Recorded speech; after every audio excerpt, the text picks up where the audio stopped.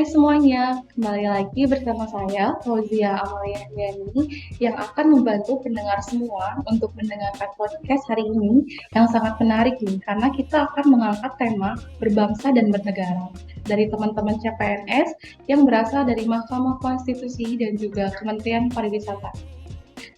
Nah, kalau berbicara soal bangga berbangsa dan bernegara, tentunya kita semua sebagai warga negara harus menerapkan prinsip itu. Karena pada dasarnya kita tinggal di negara Indonesia yang memiliki banyak sekali keanekaragamannya, warisan budayanya, sumber daya alamnya, dan masih banyak lagi yang mungkin tidak kita miliki oleh negara lain namun sangat populer di negara lain. Nah, maka dari itu, sekarang kita akan membahas tentang Indonesia di mata dunia. Jelas sangat menarik kan? Tapi sekarang aku nggak sendirian. Jadi aku ditemenin sama teman-teman aku dari Mahkamah Konstitusi dan juga Kementerian Pariwisata untuk ngobrol dan sharing bareng mengenai tema kita yang kali ini yaitu bangga berbangsa dan bernegara. Oke, langsung aja kali ya. Sekarang aku mau panggil Kak Aldi nih, CPNS Mahkamah Konstitusi. Halo Kak Aldi. Halo Fauzi, apa kabar? Baik. Halo teman-teman semuanya. Sebelumnya kenalin nama aku Aldi Nugraha Putra, CPNS dari Mahkamah Konstitusi. Mungkin sebelum dari pendapat dari aku ya, aku mau nanya dulu nih sama kamu. Menurut kamu nih, eh, apa sih yang kamu pikirin tentang Indonesia? Menurut aku Indonesia itu adalah sebuah negara yang sangat indah nggak sih? Kalau kata orang luar negeri itu Indonesia pasti identiknya sama Bali. Kalau makanannya mungkin yang terkenal di Indonesia itu rendang dan juga batik. Benar nggak sih Kak? Ya benar-benar benar-benar benar banget. Ya Indonesia itu memang sangat terkenal akan budayanya, macam-macam suku, bahasa, ras, apalagi makanannya ya. Dan yang paling utama menurut aku yang nggak ada di negara-negara lain itu mungkin tariannya sih. Indonesia tuh banyak banget tarian asal daerah, salah satunya yang udah mendunia, mungkin yang udah kita semua tahu itu tari Saman yang berasal dari Aceh. Tari Saman itu biasanya digunain untuk media penyampaian pesan atau dakwah. Tarian Saman juga mencerminkan tentang pendidikan, keagamaan, sopan santun, dan kepahlawanan. Hal tersebut bisa dilihat dari lagu dan syairnya. Kalau misalkan kita dengar pada Tari Saman yang mengandung nilai dakwah dan nasihat, gitu kan. Kalau misalkan kita dengar. Selain itu juga dalam setiap dari gerakan Tari Saman tuh memiliki makna tertentu yang terlihat saat para penari harus duduk membentuk garis lurus ke arah samping sambil berbaris gitu. Dan sambil berbaris kayak gitu, nah itu kemudian yang merupakan simbol manusia sebagai makhluk sosial. Pokoknya siapapun yang melihat menikmati tari tradisional asal Aceh pasti akan terkagum-kagum sama kekompakan tariannya. Dan yang lebih kerennya lagi nih, tari Saman ini sudah ditetapkan oleh UNESCO sebagai daftar representatif budaya tak benda warisan manusia dalam sidang ke-6 Komite Antar Pemerintah untuk Perlindungan Warisan Budaya Tak Benda UNESCO di Bali. Gitu sih. Keren banget ya kalau di Indonesia ini.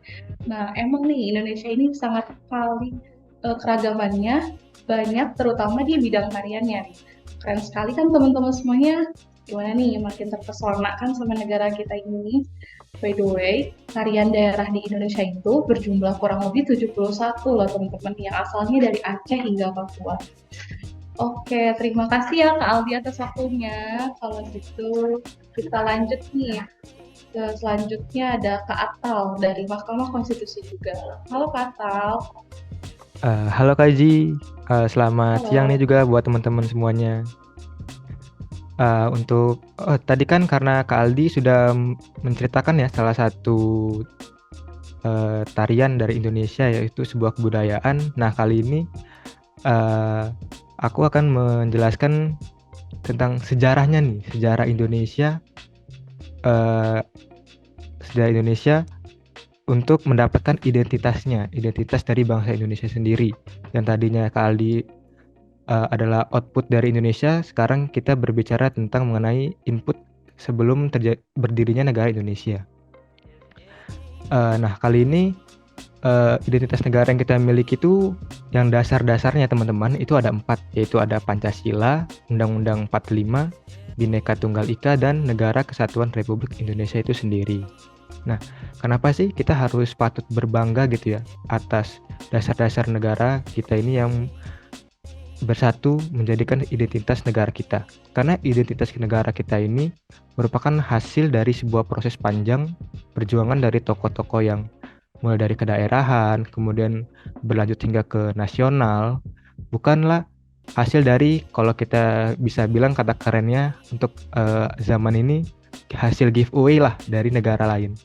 Nah, kemudian keempat identitas tersebut ini adalah hasil juga dari proses buah pemikiran para pendiri bangsa kita dan juga hasil dari perjuangan-perjuangan pergerakan bangsa yang terdahulu.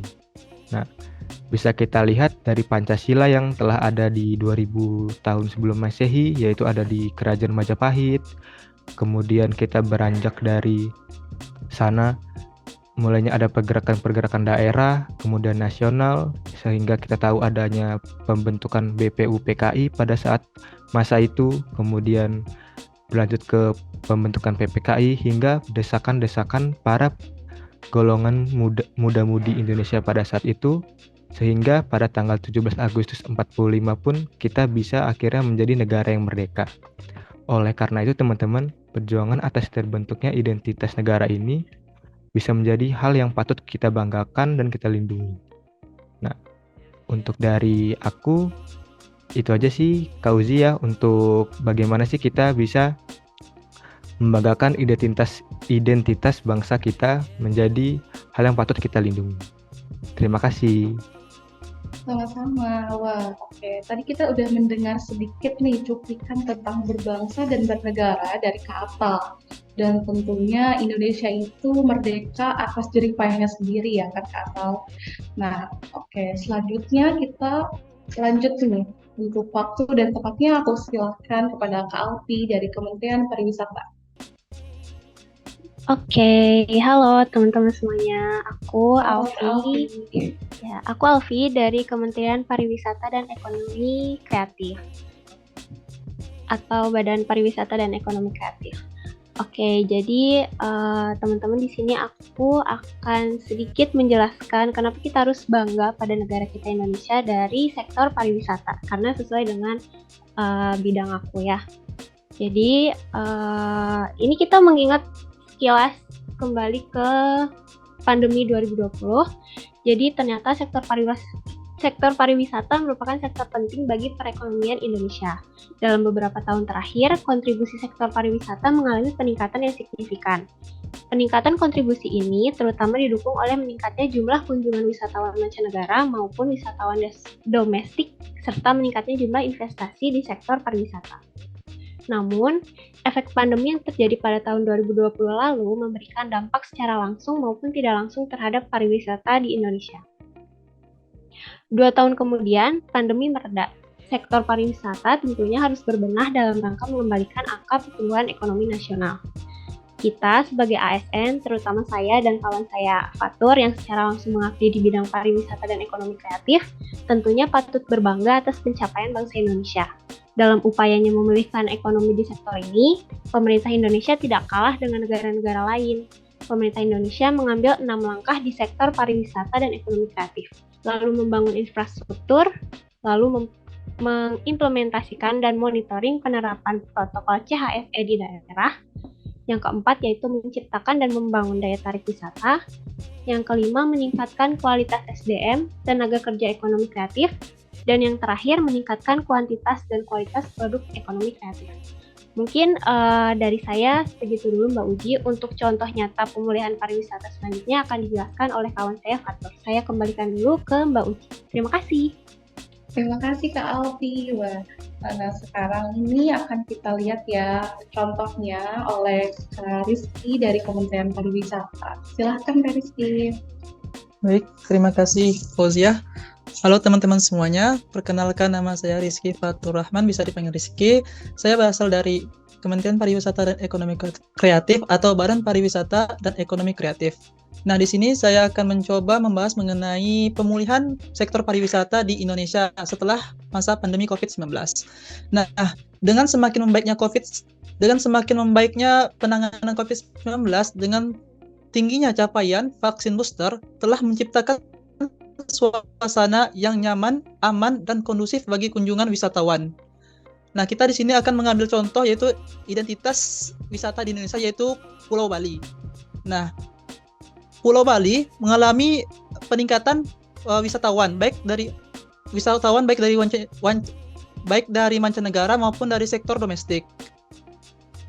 Nah, selain dari peningkatan tersebut, pemulihan tersebut dapat kita lihat dari diadakannya G20 yang baru-baru ini terjadi. Nah, dengan diadakannya event-event besar tersebut, maka menandakan bahwa Pulau Bali siap untuk menerima wisatawan dari mancanegara ataupun dari sektor domestik untuk menyambut wisatawan. Selain itu, pemerintah Provinsi Bali juga sudah mengajukan kepada Kementerian Pariwisata dana untuk sektor wisata sebesar 9,4 triliun. Nah, dengan dana tersebut tentunya Bali siap untuk kembali menyambut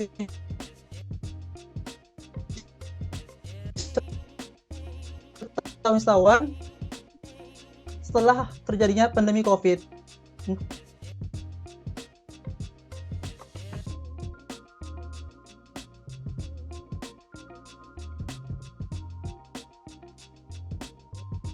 Oke, silakan Kak Rizky dilanjutkan terakhir aja.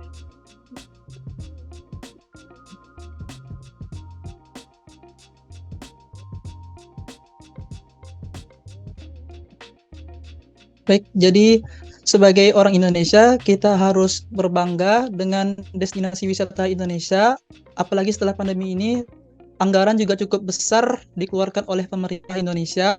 Jadi kita, kalau bisa, maka hal ini termasuk bela negara bagi kita, dengan kita mengutamakan Indonesia dan sebelum mengutamakan ke negara lain gitu.